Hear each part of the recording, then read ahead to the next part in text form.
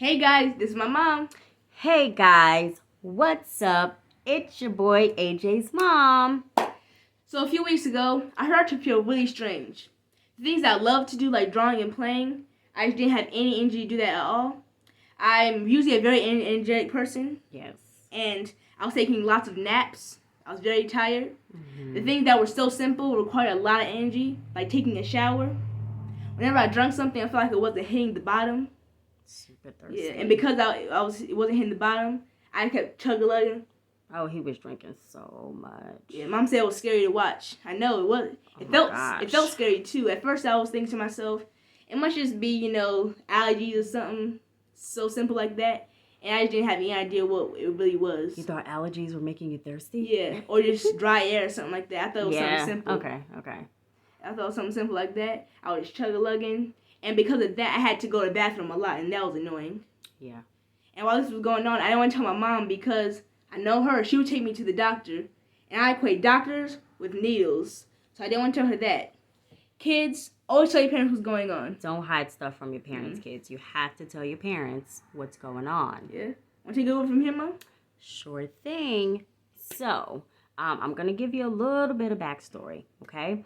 So, during the summer, AJ had a crazy growth spurt. Like, he shot up. He got really, really tall. And this is common. This happens with all kids.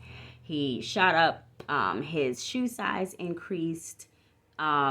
Just crazy growth spurt, right? So in him getting taller, his weight, it kind of, it's like it was being evenly dispensed. So he looked slimmer, right? Initially, it happened kind of, it was like gradual. It wasn't like right away. So when I saw him kind of getting smaller, I wasn't super alarmed. I just figured it was the growth spurt. So, that was like during the summer. I was like, oh my goodness, like he's losing, parents say they're losing their baby fat. So I wasn't alarmed by it at all. Now, fast forward to the week of November 13th, I think it was, or maybe even a few days prior to that. I'm looking at my son and I'm like, something is not right, because the weight, it seemed like it was happening a little bit like quicker. It was like drastic. And as a parent, you know your children. You can look at them and tell when something is not exactly okay. God just gives you that, that inner knowing. There's a connection between a parent and a kid where you just know that that something's going on. So I didn't let my son know that I had a little bit of concern. I was just kind of taking notes and, things that I would share with his doctor. And I started doing things like, do you remember this? I was weighing him every day, but I didn't want to tell him. Yeah, I remember that. Yeah, I didn't want to tell him I was weighing him because I was concerned about him dropping weight, because I didn't want him to get scared. So I'm doing things like taking notes, I'm weighing him, I'm comparing it to his last weight when he was at the doctor, things like that. Just things that, I could converse with his doctor about. So now, while this is going on, things are happening like what AJ said. He actually was always thirsty. He always loved to drink water, right? And we'll tell you a little bit about that in a minute. Pot's coming. Yeah, right? And so he was like chug-a-lugging OJ. So I'm thinking growing boy, he just, lots of liquids and stuff like that. Now, here's the thing. I was asking him, do you remember this? Every day during the day, how do you feel, AJ? I remember that vaguely. I remember that a whole bunch. He would say, I feel fine. So I'm adding that to my notes. He's saying that he feels fine. His appetite, he was still eating. He was eating and all that kind of stuff. So I'm paying attention and I'm, trying to just gauge things by how he feels as well. So during that week, we decided that we wanted to give our house a little bit of a makeover, so we started to paint. This particular day that we started to paint, AJ, who loves to paint, anything where he can get his hands dirty, he painted for a little while and then he got tired. And he got on the couch and he took a nap. I remember that. I'm like, my child does not take naps. And I'm like, are you okay? And he's like, yeah. So I said, okay, well, maybe, we did stay up a little bit late. Maybe he's just a little tired. All right, babe, go in your bed, relax. This happened 3 days. He just kept taking naps. And I'm like, back to back to back. I'm like, Lord, something is not right. So I'm praying. I'm like, Lord, there's something going on. So, very, very long story short, what wound up happening is I called his doctor to get him an appointment. A whole long time did not really kind of, pass by between, this kind of the weight loss. I'm really, really noticing it, and him drinking and doing all this kind of stuff before I called the doctor. I just want to note that. So I called the doctor to get an appointment. I wanted his specific pediatrician. Okay. For some reason, they were like, oh, well, you need to bring him in, but, his doctor is not available. So I'm like, oh, wow. Okay. His doctor was not going to be available for another week. I don't know, maybe like a week or so, a little bit more. I looked at my son and I said, Askia, how do you feel? And he said, I feel fine. Don't lie to your parents. Learn that the hard way. Tell them the truth. So I said, well, he says he feels okay. I really want to meet with his doctor, so I'm going to try to wait for her. So in my mind, I was like, if he starts to feel bad or what have you, then I'm just going to rush him in and we'll see whomever, right? That same day, so we get off the phone. She makes the appointment. We get off the phone, and I go back to painting, and AJ does what? Takes a nap. Okay, so I'm still kind of disturbed in my spirit. I'm praying like, Lord, please, whatever is, going on, like, is it something simple? Maybe it's like a little bug, a little virus. I don't know. So, but still trying to kind of just navigate through the course of the day. AJ comes to me maybe an hour and a half later, and he lays his head on my shoulder and he says, Mom, I really haven't been feeling right. What did I do?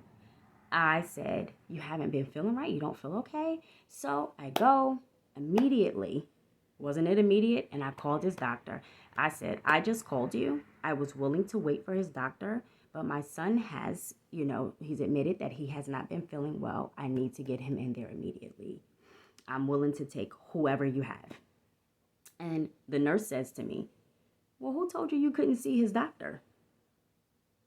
You can see her tomorrow. It's a bunch of liars. I'm like, what? Thank you, God, all right, for me calling and connecting with this woman. All right, so I said, yes. She said, what time? I said, it does not matter. We will make, because his doctor is actually about an hour and 26 minutes away. I said, we'll make it work. It does not matter to me. I need him to get in there. So she makes the appointment. I felt better, just knowing, okay, we're going, definitely, grateful that he told me how he was really feeling. And I think I remember, did you feel like a little bit relieved, babe, that we were actually going? I felt a little bit relieved, but at the same time nervous because I didn't know what to expect. He didn't know what to expect. Oh God, and just little side note. That night before we went, I looked up. I did something bad. I was about to say that too. My mom did too. We both looked up things, like both looked up my symptoms into Google. I had been doing that already though. Here's the thing, and he said he took his cue from me. So, within the notes that I was compiling to share with his doctor, I went and I was looking in Google and I was putting his symptoms in Google because I was doing things like watching him when he slept, looking at, things that was happening when he slept, how many times he was getting up to actually urinate through the night, how much water he was drinking. I remember I got up, and this is like closer to the time that we were going to the doctor, and I saw these water bottles all on the table, and that freaked me out. But then also I'm like, he drinks a lot of water. He always has. He's always loved water. Always. So it was like, kind of just going back and forth. Am I like being like super, being a hypochondriac, and all that kind of stuff. So anyway, he said he took his cue from me. So go ahead and tell them what you did. And then let's talk about the conversation that we had afterward. Go ahead. So you know how, with our two phones, whatever mom types into Google, it's on my Google because our Google accounts are connected. And whatever I type on Google is on her phone. So I'm going on my Google and I see what she typed up. These symptoms, urinating through the night and stuff.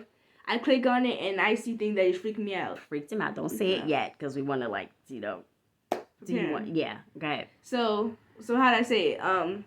So that night we were watching something that he wanted to watch on TV, just trying to kind of just like chill out, change the mood a little bit.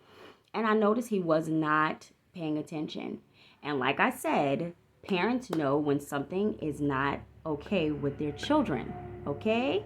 So I said, "You okay?" And he was like, "Yeah."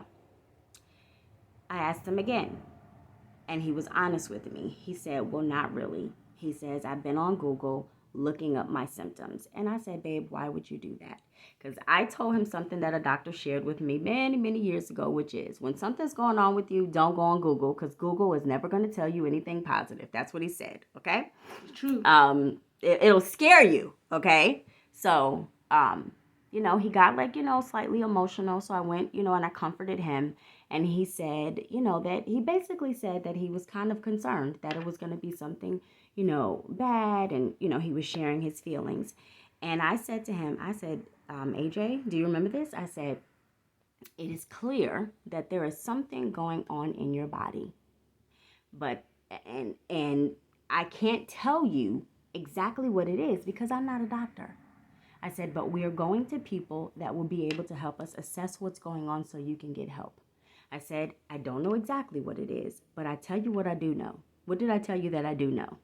Y'all gonna be with us? I said, I know that whatever it is, God is going to be with us and he's going to get us through whatever this is. And you are going to be okay. I said, that's what I know for certain. Okay? That's what I said, right? Yep. So we had that conversation. I think we talked for about an hour and a half. And just talking about our concerns, me trying to alleviate his fears. Did we talk about needles that night or no? I think we talked a little bit about it. Maybe but not a whole bunch. Yeah, so I used to get needles a lot when we used to live in New York. He didn't get them a lot. Well, not a lot. This is what it was. When we lived in New York, his pediatrician would do blood work every year, like at the annual visit, right? When we moved to North Carolina, for some reason, that didn't happen, right? So he would get blood work, which is normal, every year just to, make sure everything is everything, okay? So he was used to that. Every year I go get my blood work when I go do my annual visit with my doctor. He wasn't having it here as often, which I'm sure you probably liked, right? Yeah, I like not having it here as often. So, but it concerned my mom because she needs to know what was happening in my body. I wanted that to was know. The only way. Yeah, I'm like, I wonder why they don't do that. I think I even Googled that, But anyway, I digress. So we talked about, his concerns and stuff like that. And I feel like after and we prayed, and I feel like after the conversation, we both felt, a little bit better, right? A little bit better. A little more, prepared. Right. So, get up the next day. And I'm pretty much still feeling the same exact way, sluggish. Yes, he's sluggish, draggy. So I give him breakfast, so on and so forth. And I remember, now let me just say that during the course of this whole thing, God, whether it was through my daily word, whether it was just through different kind of messages, whether it was coming through my phone or whatever, I feel like I'm certain that he was preparing me for something that was about to happen. In my daily word, for example, I would read a message. And, when you read messages that are inspirational or daily word messages, there are times where the word kind of seems like it's just general, like a general message. But then there are times where you feel like the word resonates with you so deeply, where it's specifically for you. And I had a few of those moments during the course of this week, right? So that's why I love the Bible. Everything you're going through matches up. Isn't it in there? Isn't it? Yeah. So I felt like I knew something was on, something was coming, but I had this peace inside, even though I kind of knew it was coming, because I knew that whatever it is, God was going to be with us and that we were going to come out on the other side of it. So I remember we were getting ready to leave, and I walked into Nana's room, AJ. I don't know if I told you this. And she had a prayer. It's like a continual prayer on YouTube going. And the prayer was, I'm paraphrasing. Even when even when you're in Christ and you have a relationship with God, things are not always rosy. Things are not always perfect. You go through hard times. You go through trials. Now, do I know this? Of course. But the prayer saying it at that specific moment, I'm like, okay, that's clear that's another one of those Rhema words. That's like, something that God wants me to hear in this moment. So I took notice of it. It alarmed me for 1 second because I was like, what in the world is today about to be? Like, what's going on? But immediately I felt a sense of peace, because the prayer further said, God is with you through it all, right? So we get up, we pack up, and we get in the car and we take this trip to Raleigh. Okay. So do you want to talk about how you felt in the car? Do you want to talk about what happened when we got to the doctor? So in the car, I don't know how to explain it. So in the car, I kind of pretty much felt the same exact way. Mm-hmm. Except I felt a little more relieved that we're going to people who could actually explain to us what's going on. Absolutely. Because there's just a difference between, I might be getting off topic, but it's the difference between knowing something's wrong with you but not knowing what it is. Yeah. But then it's not you know what it is because you know what you do to fix it. Yeah. But when it's like fear, it's like a fear of the unknown. Type thing. Yeah. You're in suspense. That's not a good feeling. Mm-mm. So we're driving there. We get there and we meet with our doctor. Mm-hmm. We went in, and I'm thinking we're gonna go in. They're gonna tell us what's going on, and shoot on back home. Same exact thing. I thought. Were you thinking we were going back home? Yeah, I was thinking on the way home we're gonna go in. She's gonna tell us what's going on, give us some medicine, something, go right back home and continue just doing what we're doing. Oh my goodness, we had already decided what we're gonna eat after the visit. Yeah, McDonald's, nuggets or something. or Freddy's. Yeah. We had already made those type of plans. Oh my goodness, we just really did not know. Okay, so we get there, we go in, and the nurse comes in, and see, because I have been on Google, okay, and because certain things are just customary for doctor's visits, I knew that they were probably going to have to take urine, right? So he had to go to the bathroom. Some of this might sound like TMI, but it's just to give you context.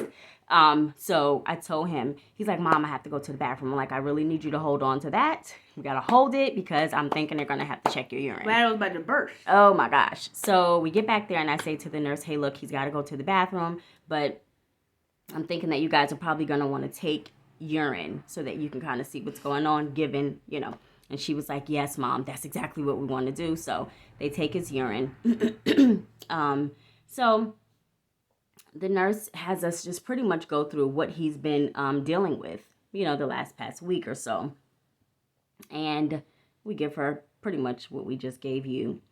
Then they come in and she pricked you, right?